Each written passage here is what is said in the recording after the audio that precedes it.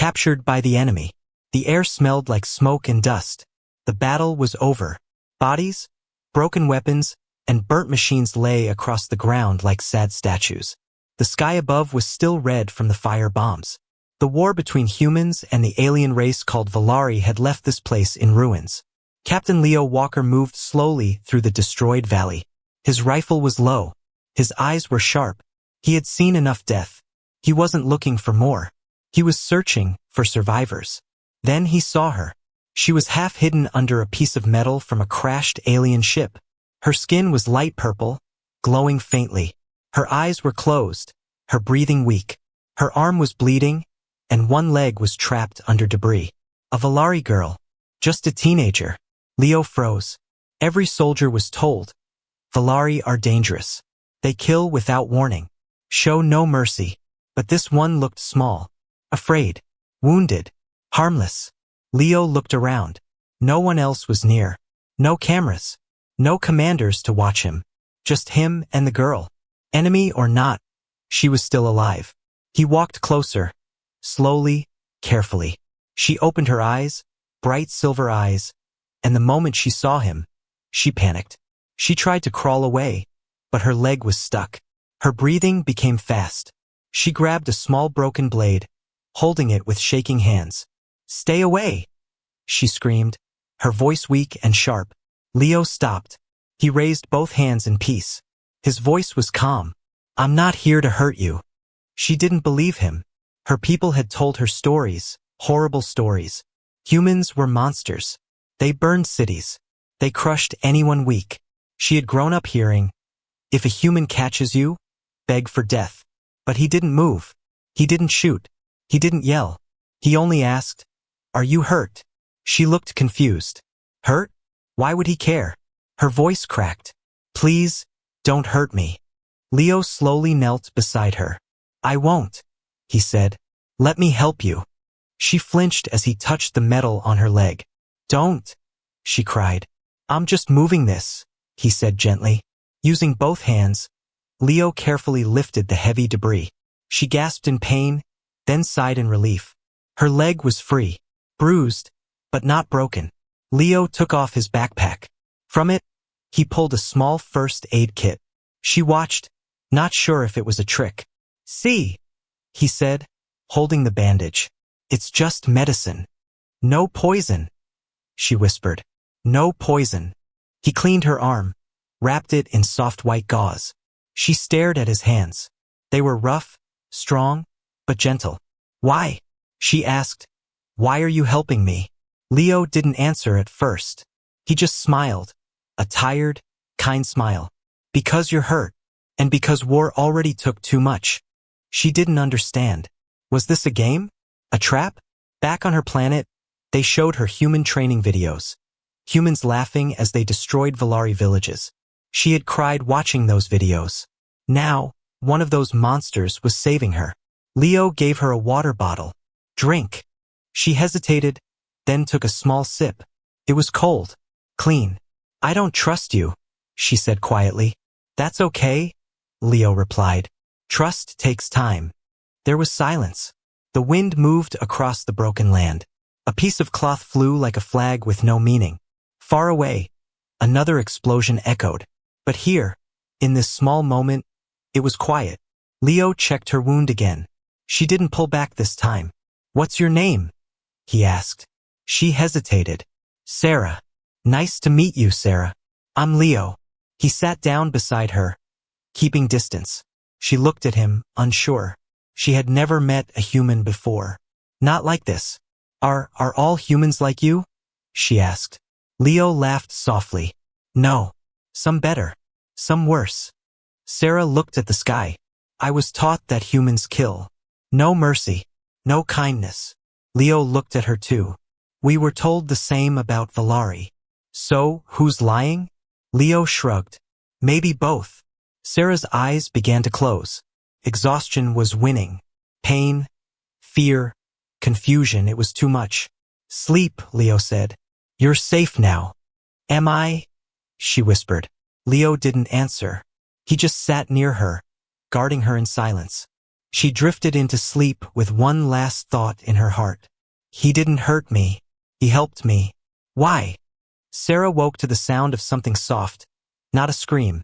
Not an explosion. It was humming. A low, calm human voice, almost like a lullaby. She opened her eyes slowly. For a second, she forgot where she was. The pain in her leg reminded her quickly. Then she saw him again. Captain Leo Walker. He sat near a small fire, warming his hands. The flames danced gently in the wind. Behind him, the ruins of war slept. But here, in this small circle of light, it felt like another world. She froze. Her heart raced. Was it a dream? He noticed her waking. His eyes met hers, calm, not sharp. He didn't smile, but he didn't look angry either. Good, he said softly. You're awake. Sarah tried to sit up, but winced from the pain in her leg. He was at her side in seconds. Easy. Don't move too fast. She pulled away from his hand. Don't touch me. Leo nodded. Okay. He stepped back. Sarah looked around. No chains. No weapons pointed at her. Just food. A small bowl sat beside her. Something warm and smelling sweet. She sniffed it suspiciously. What is this? Soup, Leo said. Well, something close to it. Made from supply rations. Not poison, if that's what you're thinking. I wasn't going to eat it, she said quickly, even though her stomach growled loud enough to betray her. Leo chuckled. You can pretend later. Just eat before it gets cold. She hesitated for a long moment. Then she picked up the bowl. The taste was strange, salty, soft, warm, but not terrible. She didn't stop until it was empty. After she finished, she looked at him again. Why are you doing this? I told you, he said, throwing a small stick into the fire. You're hurt. But I'm Valari. I'm your enemy. You're also a kid, Leo said, without looking at her. And I'm tired of being told who I'm supposed to hate. Silence fell again. The fire crackled. Sarah studied him. His face was dirty. His uniform torn. He looked like someone who had fought 100 battles. But there was no blood on his hands today. She remembered her training. Humans are cold. Cruel. They feel no guilt. So why did this one seem sad? You sing, she said suddenly. Leo raised an eyebrow. I hum. Why? It helps me think, he said. Or not think. Depends. Sarah tilted her head. That song, it was soft. Yeah, Leo said. It was my little sister's favorite. You have a sister? Had, he said, eyes turning to the fire. War doesn't leave many behind. Sarah said nothing. She understood that feeling. She had lost people too. Family, friends, maybe even parts of herself. Leo stood and looked at the sky. We were told your people would never surrender, he said. That you'd rather die than be taken prisoner. Sarah nodded slowly. That's true, usually. He turned back toward her. So why didn't you fight me harder? She looked down. Her voice was barely a whisper. Because you didn't feel like a monster. That made Leo pause. No one's ever said that to me, he admitted. I mean, you still might be one, she added quickly. Just a quiet one. Leo laughed. A full laugh, warm and tired. Fair enough. Then she asked something unexpected. Do humans cry? He blinked. Yes. Why? They told us you didn't. They lied, Leo said simply. Sarah leaned back, wrapping the blanket tighter around herself. She wasn't sure what was happening inside her. Something was shifting, something she couldn't name. She had spent her life preparing to hate humans. But now she was sitting by a fire, being cared for by one. And he hadn't asked her a single thing about the war. No questions. No threats. Just quiet help. That scared her more than any weapon. Are you taking me to a prison? She asked after a while. Leo shook his head. No, there's no prison nearby. Besides, you're not my prisoner. Then what am I? Leo thought for a moment. Then he said, you're someone who needs rest. We'll figure out the rest later. She stared at the fire. This wasn't what she was taught. This wasn't the war she trained for.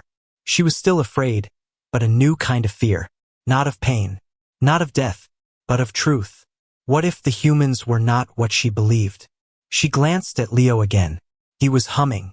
The cube wouldn't stop blinking. John placed it on the table. It hummed softly, as if alive. Mira stared at it, not blinking. "This isn't from them," she whispered. "Then who sent it?" John asked. She didn't answer. Suddenly, the cube shut itself off. Silent. Dead. And at that exact moment, the doorbell rang. Ding-dong. Both froze. Mira rushed to the window. "It's them," she whispered. "The neighbors." A man and a woman stood at the front door, smiling, holding a gift basket. "They want to welcome us officially," Mira said. "It's part of their test. We have to act normal." John took a deep breath and nodded. "Let the game begin." They opened the door. The neighbors stepped in. Too perfect, too polite. "Welcome to the community," the woman said with a smile so wide it looked painful. "We were wondering when the new couple would come meet us all," the man added. Mira smiled and took the basket. "So kind of you. Please, come in." John nodded, forcing a grin. "It's been such a smooth move. The people here are wonderful." The man's eyes didn't blink once. "We like happy couples. Are you happy, John?" John froze for half a second, then smiled again. "Yes, Mira is everything." Myra's hand squeezed his behind her back. Hard. They all sat down. The neighbors didn't sit like normal people. They didn't relax. Their backs stayed straight, hands placed perfectly on their knees. "We're having a gathering tonight," the woman said. "For couples. A bonding event." John looked at Mira. She gave a tiny nod. "Of course. We'd love to come." The man tilted his head. "We'll see you at 7. Don't be late." Then they stood. Walked out. Not a goodbye. Not a wave. Just out the door. John closed it behind them and sighed loudly.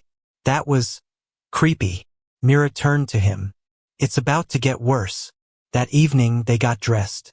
John wore a button-up shirt Mira gave him. She wore a white dress, the kind you'd wear to dinner or a funeral. The bonding event was in a community center. White walls, no windows, one long table with 10 other couples seated. Every couple looked off, like puppets wearing skin. Everyone smiled. No one spoke unless spoken to. Then someone stood. An old man, bald, wearing a black suit. "Let us begin," he said. The lights dimmed. A woman walked in, carrying a silver tray. On it 2 glasses. "This is the emotion test," the old man said. "Each couple will drink and answer questions. Together." Whispers filled the room. Mira leaned close to John and whispered, "They're testing bond strength. If we don't answer right, we fail," John finished. "Got it." Their turn came. John took 1 glass. Mira took the other. The old man smiled. "Drink." They did. Sweet, then bitter, then warm, like electricity running through the chest. "Question 1, the man said. "What is Myra's favorite memory with you, John?" John looked at her. She mouthed, "The beach." John smiled. "We went to the beach once. She picked up shells and made me wear one as a necklace." The man nodded. "And your favorite part of that day, Mira?" Mira replied, "When he laughed. The real kind. It was rare." The room was silent. Then came light applause. "You may sit," the man said. John and Mira returned to their seats, hands slightly shaking. Behind them, another couple stood up. They drank. They were asked questions too. But the woman hesitated. She looked at her partner. "I don't know. I forgot." Silence. The lights flickered. Then, without warning, 2 black-suited figures appeared and placed hands on their shoulders. The couple didn't resist, didn't scream, just disappeared behind a sliding wall. Gone. Just like that. Back at home, Mira sat on the floor, hugging her knees. "They weren't real," she whispered. "That couple. They were plants. Used to scare us." John sat beside her. "They erased them like data on a screen." She nodded. "That's how they work. Fear keeps us in character. We can't stop pretending." John stared at the ceiling. So this entire neighborhood is a stage? No, Mira said. It's a lab. Later that night, Mira showed John a small mark behind her ear. A small silver dot, almost invisible.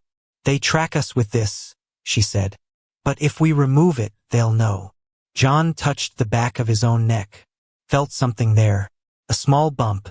I have one too. She nodded. They gave it to you when you agreed. That first handshake. Remember? John swallowed hard. He did remember. A strange warmth in his hand when she shook it. It wasn't just a deal, he said. It was an upload. At 2:59 a.m., the cube blinked again. Mira opened it. This time, a new message appeared. You are starting to feel. They are starting to fail. John stared at it. What does that mean? She whispered. It means our lie is working. It began with a question no one expected. Do humans dream of peace? Sarah asked it quietly, not to attack, not to test, but because she truly didn't know. The sun had just begun to rise. Soft golden light touched the edges of broken buildings and leafless trees. The war was still far from over, but here, it felt still. Leo was sharpening a knife near the fire. Not for war, just to cut some roots for breakfast. When she asked the question, he looked up, surprised. He didn't answer right away. Yes, he said finally. We dream of peace. Some of us, at least. Sarah was silent for a while. Her leg was still healing, but she could sit up now. She pulled the blanket closer and stared at the fire. I was told you only dream of power, she said. Leo smirked, bitter. I was told your kind don't know how to feel. Just follow orders. Do you believe that? I used to. Sarah looked at him. Do I seem like that kind of Valari to you? He met her eyes. No, you don't. A pause. Do I seem like a monster? He asked softly. Sarah blinked. That question should have been easy, but it wasn't. No, she said. You don't. They both looked away. The fire crackled quietly between them. No loud sounds, no movement, just truth, slowly warming the space between them. Then Leo spoke again. I lost my brother 2 years ago, he said. Same war, different planet. Sarah turned back to him. His voice was steady, but his eyes were distant. We grew up together. He was the loud one, always laughing, always messing up my stuff. I hated that, until it was gone. He took a breath. He died in a Valari ambush. Just gone. I'm sorry, Sarah whispered. After that, I didn't want peace, Leo said. I wanted revenge. I joined the front lines. Got promoted for being aggressive, efficient. He laughed once, hollow. But I stopped sleeping. Every time I closed my eyes, I saw his face, or the people I killed. Sarah didn't know what to say. Her chest felt tight. I stopped believing peace was possible, he said. Until I found you. She stared at him. I don't understand. You were afraid, Leo said. Terrified. And still alive. Still hoping to survive. You weren't trying to fight me. Just trying to be free. Sarah swallowed hard. I was raised in fear, she said quietly. Not just of humans, of everything. She paused. Her hands were shaking. They showed us videos, she continued. Your people burning cities. Laughing while Valari children screamed. They told us, humans are cold inside. No feelings. No love. Just hunger for war. Leo closed his eyes. They said if we ever got caught, we'd beg for death. That you'd rip our minds apart. He looked at her, quietly waiting. But you gave me food, she said. You fixed my leg. You saved me from that thing in the forest. You didn't even ask me for anything in return. Leo gave a small nod. I'm confused, Sarah whispered. That's good, Leo said. Confusion means you're thinking. She smiled, just barely. Are you going to take me back to your base? She asked. Leo shook his head. No base nearby. Just evac patrol in 2 days. If they find you, you'll be taken for questioning.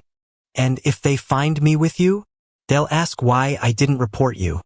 And you'll say? He looked into the fire. I'll say you weren't the enemy. Sarah felt something heavy move in her chest. Not pain, not fear, but something softer. Sadder. Hopeful. She reached into her pocket and pulled out a small metal badge. The Valari symbol. Her rank. Her identity. She looked at it, then threw it into the fire. Leo watched it melt without a word. I'm not sure who I am anymore, she said. You're someone learning the truth, he replied. Another long silence.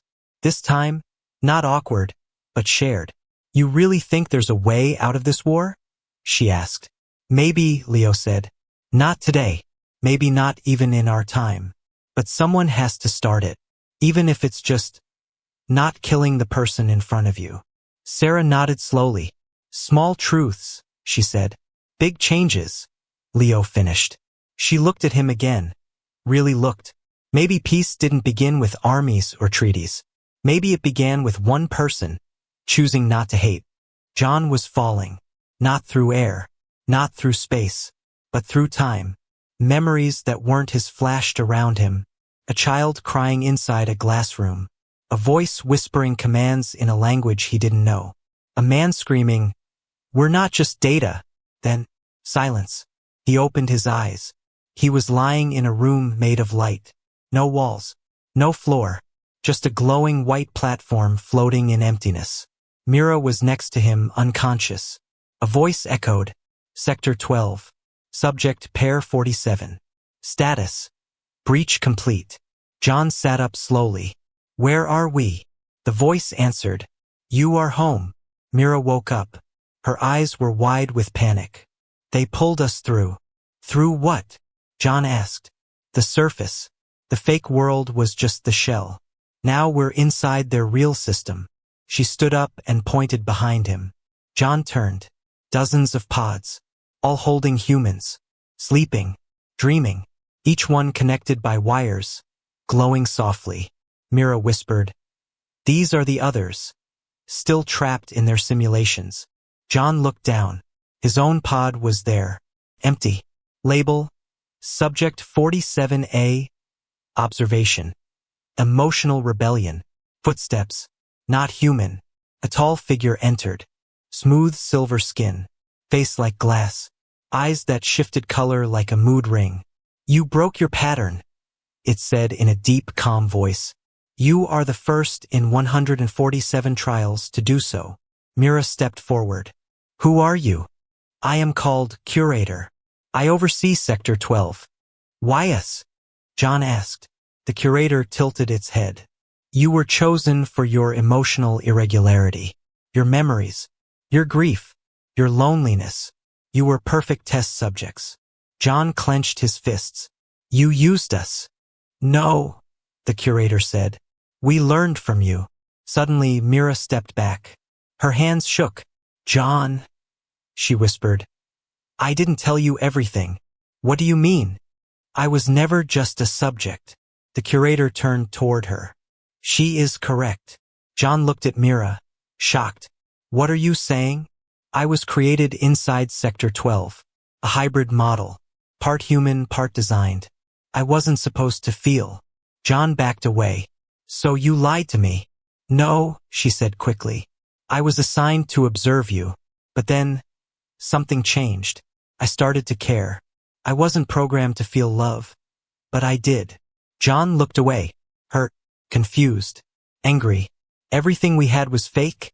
He asked. Mira stepped closer. Not everything. You were the first real thing in my life. The Curator spoke again. This breach was not an error. It was part of Phase 3. The test. Can artificial emotion become real? John looked up. You used her to test me, and me to test her. Yes, the Curator said. But now the data is unclear. Emotion cannot be predicted. You are dangerous. John laughed bitterly. You created a storm and now you're afraid of the rain. Suddenly, alarms blared. Red lights flashed. Another voice echoed. Emergency. Emotional spread detected in hybrid host. Quarantine required. The Curator turned sharply to Mira. You are contaminated. Your feelings are spreading across the network. Mira screamed, holding her head. They're trying to erase me. John grabbed her. No. You feel now. You're one of us. Help me. Please, she gasped. He looked around. The walls were closing in. Systems rebooting. You said love couldn't be predicted, John shouted. Then you should have predicted this.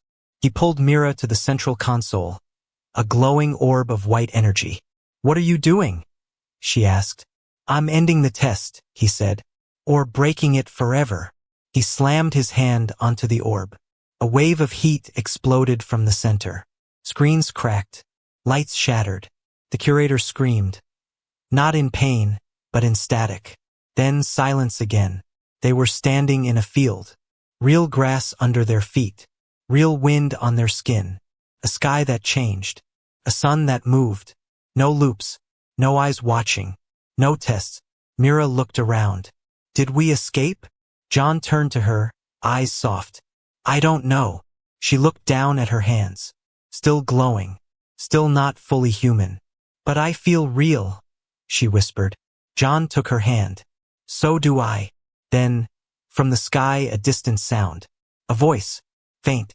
Robotic. Glitching. Test 147. Failed. Emotion level. Unrecoverable. Sector 12. Offline. It began with silence. Not the peaceful kind. Not the warm, early morning kind. This silence felt heavy. Like the world was holding its breath. Sarah noticed the birds had stopped singing. The wind had stopped moving. Even the fire beside her had burned down to soft glowing coals. She looked up at Leo, who was staring toward the distant hill. His face had changed. Not angry. Not afraid. Just alert. What is it? She asked. He didn't answer. Then the sound came. A soft hum. Then engines. Low. Mechanical. Military. She stood slowly, ignoring the pain in her leg. From beyond the tree line, they appeared. 3 human transports. 6 soldiers in full gear. 2 drones hovering like insects. And at the front, a tall woman in a black coat. She wore no helmet. Her face was sharp. Unreadable. Leo sighed. Colonel Reeve. Captain Walker. She said as she stopped a few feet away. Her eyes flicked to Sarah. The rumors were true. Didn't know there were rumors. You didn't report the Valari girl. That's desertion of duty. I didn't report her. I didn't report her. Because she wasn't a threat. Because she wasn't a closer. She's an alien soldier. She's an alien soldier. She's a witness. She's a witness. Straighter. I didn't come to spy. I didn't even mean to survive. Reeve looked at her coldly. Your kind doesn't need to mean it. Your kind survival itself is dangerous. Leo stepped forward. She saved my life. She saved my life. Reeve raised an eyebrow. When her people came back, she could have turned me in. She could have turned me in. She didn't kill me. Reeve turned her eyes to Sarah. Sarah swallowed. Because he didn't kill me. Because he didn't kill me. Every reason to. The soldiers behind Reeve whispered among themselves. She raised a hand. This is a war. Not a kindness contest. Leo clenched his fist. Then maybe that's the problem. For a second, no one moved. Then Reeve pointed to Sarah. She's coming with us. Leo stepped in front of her. No, she's not. You're protecting her? Reeve asked. Over your duty? I'm protecting the only thing I've seen in this war that gives me hope. Reeve turned to her men. Arrest him. 2 soldiers moved forward. Sarah didn't hesitate. She stepped between them. She held up both hands. If he goes, she said loudly. I go too. Reeve frowned. What? I'm Valari. Sarah said. You think I'm dangerous. That I'm a threat. Fine. Take me. But you take me instead. Let him go. Leo's voice broke slightly. Sarah. No, she said, not looking at him. You gave me a choice. You saved me. You listened. No one else ever did. Reeve laughed once. You think we negotiate with aliens? No, Sarah said. But maybe you listen to your own. She turned to the soldiers. You follow orders, right? Even if they're wrong. The youngest soldier hesitated. Reeves stepped forward. Enough. She drew her sidearm. You both want to die for this lie? Sarah looked down the barrel of the gun, heart pounding. She didn't move. I'm not afraid of you, she said. Not anymore. The gun trembled slightly. Leo stood beside her now. No weapon, no shield, just presence. You'll have to shoot us both, he said. Reeves' hand twitched. Then one of the soldiers lowered his weapon. Then another. You said we fight monsters, the young soldier said softly. But she's not a monster. You are. Reeves' eyes went wide. You. But by then, her command had vanished. She was alone. She lowered her gun slowly. This isn't over, she hissed. No, Leo said. But it's changing. Reeve walked away without another word. Her boots crushed the fallen leaves like broken promises. Silence returned. Sarah collapsed to her knees, shaking. Leo caught her. You didn't have to do that, he said. I did, she whispered. Because for once, I chose what I became. And for the first time, she wasn't caught between two worlds. She was building a new one. The message that started it all was only 3 words long. She stood for him. No names. No location. Just a whisper passed from soldier to soldier, base to base, species to species. At first, no one believed it. A Valari girl protecting a human soldier? Impossible. But the story spread. And stories have power. 2 weeks later, Sarah stood on a raised platform inside a quiet underground hall. Lights buzzed above. Cameras hovered silently. And in front of her, hundreds of faces stared. Human and Valari side by side. For the first time without guns between them. She wore no armor now. No rank. No side. Just truth. Leo stood behind her, silent but present. Sarah stepped forward and touched the edge of the mic. Her voice trembled at first, but she didn't step back. When I was a child, she said, I was told stories about humans. She looked toward the crowd. Their expressions were mixed. Anger, hope, doubt. They said humans don't feel pain. That they don't love. That they would break you, not care for you. That they had no souls. She paused. I believed those stories, because everyone around me believed them. And then one day, I was captured. The crowd shifted. She raised her chin. He could have hurt me. He didn't. He could have handed me to his army. He didn't. He could have used me. He didn't. Her eyes watered. He fed me. He carried me. He stayed awake when I slept. He treated me like a person. For the first time in my life, someone looked at me and didn't see a species. He saw me. Leo lowered his eyes. I'm not here to beg, she said. I'm not here to blame. I'm here to say, we've both been lied to. A hush fell over the hall. We were raised on fear, on hate, on half-truths and broken memories. She looked around slowly. But I believe the future begins when we choose to see differently. From the back, a human general whispered, she's just a kid. Yes, another replied. And maybe that's why she sees clearer than us. Sarah stepped back. Then Leo came forward. He didn't use a mic. He didn't need one. I've fought in this war for 6 years, he said. I've lost family, friends, parts of myself I may never get back. He glanced at Sarah, and I thought I had no reason to believe in anything again, until she stood between me and a gun. People whispered. He continued. She should have hated me. Instead, she protected me, risked everything. That kind of courage doesn't come from weakness. It comes from hope. He looked directly into the cameras. If a human soldier and a Valari girl can trust each other after all this, maybe there's still something worth saving. Silence. Then a single clap. Then another. And another. Until the room echoed with quiet, hesitant applause. That night, the stars looked different. Maybe it was the same sky. But to Sarah, it finally felt bigger. Kinder. She and Leo sat on a rooftop, watching distant ships hover across the clouds. You didn't have to speak, Leo said. I needed to, she replied. Some monsters wear medals. And some heroes don't even realize they're being one. He laughed. You think I'm a hero? I think you're human, she said. And that's starting to mean something new to me. He looked up. You still afraid of us? He asked. Sarah smiled. Less than I was. A beat of silence passed. Then she whispered, Do you still see me as the enemy? He shook his head. I don't see you as Valari or alien anymore. Then what do you see? Leo smiled gently. Someone I trust. They sat together in the quiet. No war above them. No orders between them. Just two souls who should have never met, and changed everything by doing so. And somewhere, in the silence of space, across battlefields that still burned, the smallest seed of peace had been planted. Because one girl had been raised to fear the monster, and found the man instead.